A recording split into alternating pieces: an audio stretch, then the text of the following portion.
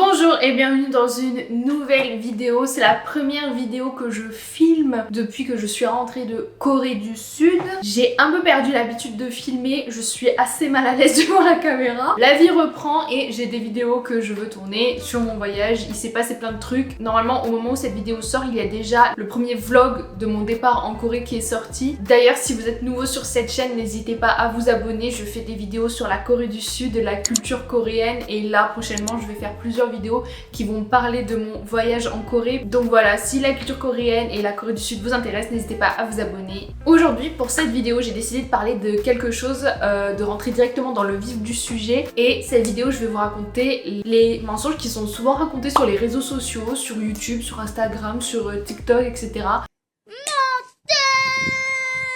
Beaucoup de choses qui, moi quand je suis allée en Corée, même si c'était pas la première fois, ça m'a confirmé le fait que on racontait beaucoup de conneries sur internet et que je n'étais vraiment pas d'accord avec beaucoup de choses qui étaient dites, et que surtout si vous prévoyez d'aller en Corée du Sud pour la première fois et que du coup vous l'avez pas encore expérimenté, il y a peut-être des choses qui vont vous marquer ou vous choquer parce que c'est pas ce que vous attendiez et c'est pas ce que vous pensiez que vous alliez découvrir dans ce pays de par ce que vous avez vu sur internet. Moi j'appelle ça des mensonges, peut-être des gens qui voient pas les choses de la même manière que moi. Avant qu'il y ait des gens par contre dans les commentaires qui m'attrapent ma veste en me disant mais nénéné, et pour qui tu te prends de critiquer blablabla, un, taisez-vous. Deux, vraiment il y en a, j'ai l'impression que j'ai insulté leur mère quand je donne mon avis. Sachez que tout ce que je vais raconter, c'est mon ressenti, mon vécu, et c'est ce que j'ai vu avec mes propres yeux pendant plusieurs semaines. Pas besoin de venir m'insulter sur Instagram en DM comme certains.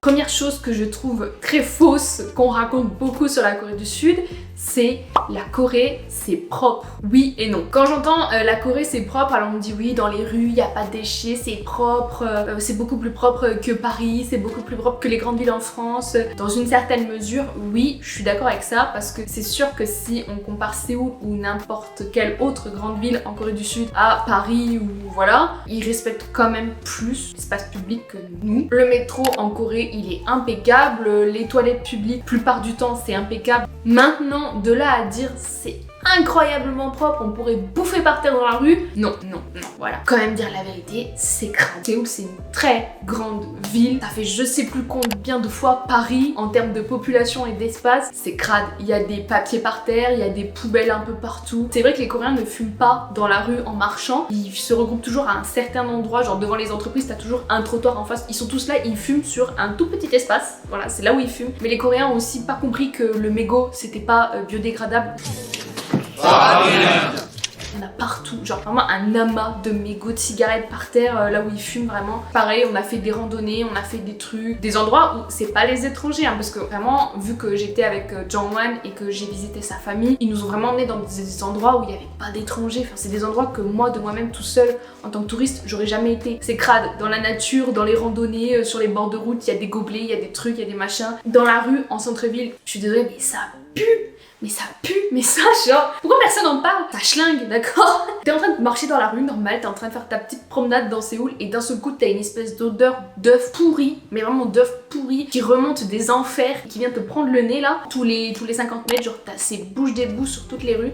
Les bouches d'égouts, mon gars, elles sont gigantesques, c'est vraiment des gros quadrillages comme ça, genre, et là quand tu te penches, tu vois très bien les égouts, et ça remonte à tous les coins de rue, mais ça remonte fort, mon gars. Le système d'égout, il pue du cul, mon gars, vraiment.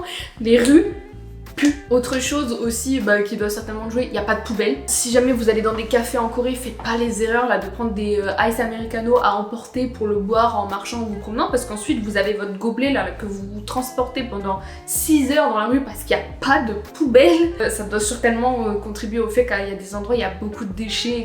Oui, par rapport à Paris, c'est certainement un peu plus propre, mais faut pas abuser quoi. Les gens quand ils parlent sur YouTube, j'ai l'impression que c'est la ville la plus propre du monde.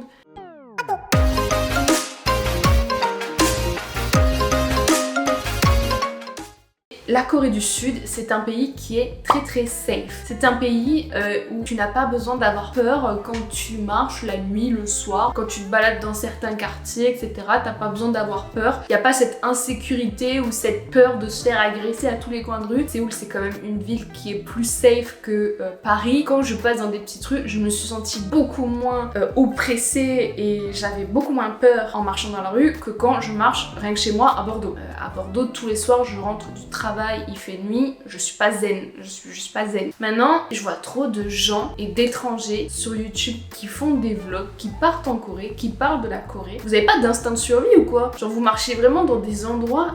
Juste pour vous expliquer, la semaine où on était à Séoul, il y a eu un meurtre dans une station de métro. Alors la station de métro c'était Shindang. Il y a tout simplement une jeune femme qui s'est fait assassiner dans les toilettes du métro. Donc une jeune femme qui a été aux toilettes, il y a un jeune homme qui était son collègue de travail qui l'avait suivi, qui l'avait attendu dans le métro, il l'a assassinée dans les toilettes. Elle a eu le temps d'appuyer sur le bouton d'urgence parce que dans toutes les toilettes en fait dans les métros il y a des boutons d'urgence au cas où t'as un problème. Elle est quand même décédée sur le chemin de l'hôpital. Ça s'est passé la semaine où on était à Séoul. Voilà, ça arrive. Ces choses-là arrivent. Il y a notamment l'ambassade, je crois que c'était l'ambassade de France en Corée, ou je sais plus, l'ambassade de Corée qui avait communiqué sur le fait qu'il y avait quand même des dangers, qu'il fallait faire attention pour les étrangers qui allaient en Corée du Sud parce que, je vous le rappelle, vous êtes un étranger qui parfois ne parle pas très bien coréen ou voire ne parle pas du tout coréen. Vous êtes à 10 000 km de chez vous, vous êtes dans un endroit et dans une culture que vous ne connaissez pas. Faites attention à vous. Genre, je sais que moi je suis passée dans certaines rues la nuit, certaines ruelles sombres. Il y a des gens bourrés qui ont des comportements un peu agressifs. Je suis tombée sur des endroits, vraiment je rentre dans une rue, tu vois clairement que c'est des rues avec plein de prostituées, il y a vraiment des gens chelous dans cette rue. J'ai vu des gens bourrés aussi dans le bus s'énerver. C'est comme en France, hein, genre faites attention à vous. Oui, certainement vous avez moins de chances de vous faire agresser le soir, la nuit, etc. Mais quand vous sortez en boîte faire la fête, faites quand même attention à votre verre. Genre les tarés, il y en a partout. Donc les gens qui disent oui, la Corée c'est vraiment super safe, etc. Par exemple des gens qui vloguent en Corée et j'ai envie de rentrer, genre comme si j'étais votre daronne, j'ai envie de rentrer dans l'écran et de vous attraper l'oreille, genre vous dire qu'est-ce que t'es en train de faire là? T'es en train de te mettre dans une situation de danger pour rien. Il y a un moment, il faut avoir un petit peu d'instinct de survie et de préservation de soi-même. Ne vous mettez pas dans le danger. C'est pas le pays des bisounours. Non, c'est un pays comme un autre.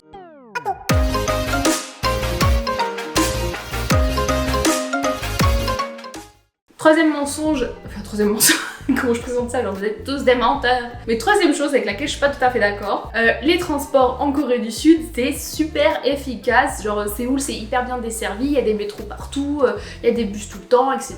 C'est hyper facile de se déplacer, etc. Alors pareil, ça c'est oui et non, certes Séoul c'est très bien desservi, genre vous pouvez aller quasiment partout en métro, en bus, c'est hyper bien fait. Maintenant, le métro à Séoul et le métro en Corée de manière générale, il s'arrête assez tôt. Je trouve que pour la capitale, en tout cas j'ai visité d'autres capitales dans le monde où c'était des métros, vraiment c'est 24 heures sur 24. Pas le cas à Séoul, il s'arrête alors de mémoire aux alentours de 23h30, minuit. Après il n'y a plus de métro. Faites attention, il y a des bus de nuit, c'est le même délire qu'en France, hein, le bus de nuit, t'as des gens un peu bourrés, etc. dedans, et puis bon, pas tout le temps, hein, pas tout le temps. Ils sont pas... Quand je parle, on dirait que les Coréens sont tout le temps bourrés. C'est pas le cas, mais forcément le soir, il y en a. Et j'ai pris, je crois, une fois le bus de nuit, je me suis dit, plus jamais de la vie, je le prends. Le bus était tellement plein, je suis sûre si le chauffeur de bus freinait un coup, on était tous morts. Quand il a fallu sortir du bus, j'arrivais pas à sortir. J'ai juste sorti le bras entre les portes et Jongwon a dû tirer mon bras et il m'a extrait du bus comme ça en forçant genre... Il y avait tellement de monde, donc le soir, plus de métro, le bus de nuit, c'est ça sauve, hein. Franchement ça fait le taf, mais bon, faut avoir du courage. Et les taxis, des gros enfoirés, vraiment, faut le dire direct. Prendre un taxi le soir à partir de 20h à Séoul, quel enfer, mais quel enfer. Si tu fais pas un trajet qui est assez long pour eux, ils te demandent de payer un peu plus cher. Mais va chier, genre va chier. Genre on est tous alignés sur le trottoir, on essaie de prendre un taxi. T'as des taxis qui sont alignés sur le long de la route, ils sont restés vraiment 1 heure sans client parce que ils attendent que tu payes plus cher. Enfin c'était vraiment des trajets qui étaient assez longs quoi, genre on voulait vraiment presque traverser la ville. Je me suis dit mais qu'est-ce qu'il attend de nous? Genre il veut qu'on lui dise bah vous faites 3 tours de Séoul et après vous nous ramenez chez nous. Genre je sais pas, on va dire qu'à partir de 23h ça peut devenir compliqué de se déplacer. Sachant qu'à Séoul, ils ont aussi un système de vélo public. Pas à Bordeaux, on a le V-Cube. Je crois à Paris, c'est le Vélib. Faut savoir qu'à Séoul, dans toute la ville, il y a peut-être 10% de pistes cyclables. Genre sinon, tu roules sur le trottoir. Ne roulez pas sur la route avec un vélo. Jamais. Vous roulez sur le trottoir, c'est vraiment pas très bien organisé. Donc jusqu'à 23h, ça va. Après 23h, franchement, c'est chiant. Alors, on va pas se mentir, c'est chiant.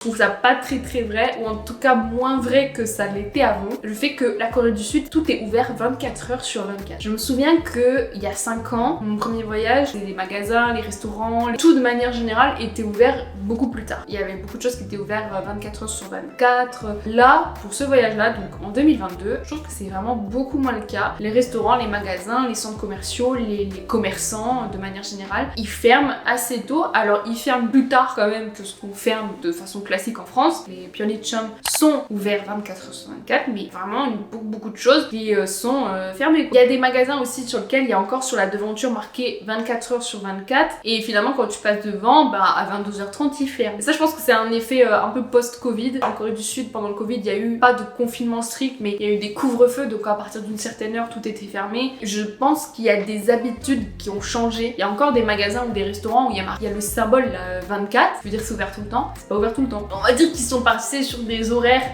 que nous, en tant que Français, on va trouver un peu plus normaux. Voilà.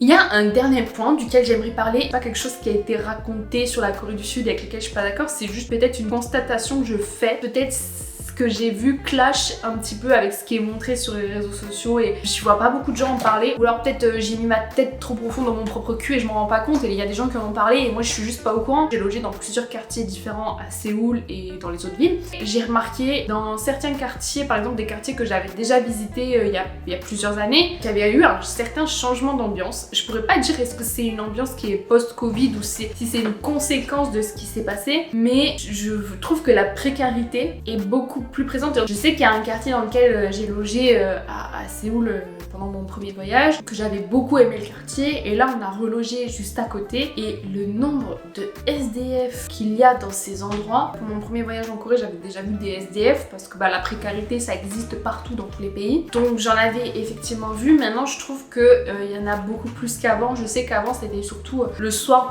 devant les temples, notamment devant les temples ou devant les palais, enfin devant les portes pour passer la nuit, j'en voyais pas mal. Maintenant j'en ai vu beaucoup la journée, la nuit, partout, et surtout très bizarre dit comme ça, mais j'ai l'impression que c'est devenu de la précarité que tu peux voir, c'est palpable, alors qu'avant j'ai l'impression que c'était un peu caché. J'ai pu voir vraiment beaucoup de précarité et beaucoup de gens, enfin surtout des vieilles personnes, surtout des personnes âgées, des Ajoshi, Ajuma, fouiller les poubelles, dormir dehors, enfin dès que tu rentres dans une petite rue, enfin t'as un SDF dans un coin. Comme je dis, c'est pas un mensonge, genre, personne n'a menti là-dessus, on sait tous que les SDF il y en a partout parce que la précarité, comme je disais, ça existe partout, mais j'ai l'impression que c'est beaucoup plus présent qu'avant. Maintenant j'ai pas de réponse là-dessus. Est-ce que c'est les répercussions du Covid, de 2 ans de Covid et de fermeture et de couvre-feu et de toutes ces choses là qui font qu'aujourd'hui la précarité augmente? Je sais que le quartier où j'ai logé, ça m'a vraiment choqué, ça m'a choqué parce que même en pleine journée, genre t'as des gens qui sont vraiment au travers du trottoir, soit ils sont ivres morts, soit ils sont en mauvais état. On a vu 2 SDF se battre avec Jongwon. Ouais, je me suis dit, c'est comme tous les pays du monde en fait, genre c'est pas tout joie et tout bonheur. J'ai l'impression que tout le monde, enfin j'ai l'impression que personne n'en parle. Si vous avez été en Corée récemment et que vous avez quelque chose à rajouter là-dessus, vous avez vu quelque chose, vous avez même une réponse à apporter, n'hésitez pas à le faire en commentaire. J'espère que cette vidéo vous aura plu. Si elle vous a plu ou si vous avez envie de partager un avis, n'hésitez pas à le faire en commentaire. N'hésitez pas à liker la vidéo et encore une fois à vous abonner. Le fait qu'on apprécie une culture, un pays ou quoi que ce soit, ça veut pas dire qu'on peut pas avoir un esprit critique par rapport à cette même chose. Si vous n'êtes pas d'accord ou s'il y a d'autres choses que vous voulez rajouter, vous pouvez tout à fait le faire en commentaire. Sur ce, je vous souhaite une bonne journée, un bon week-end et je vous dis à la prochaine pour une nouvelle vidéo. Bisous!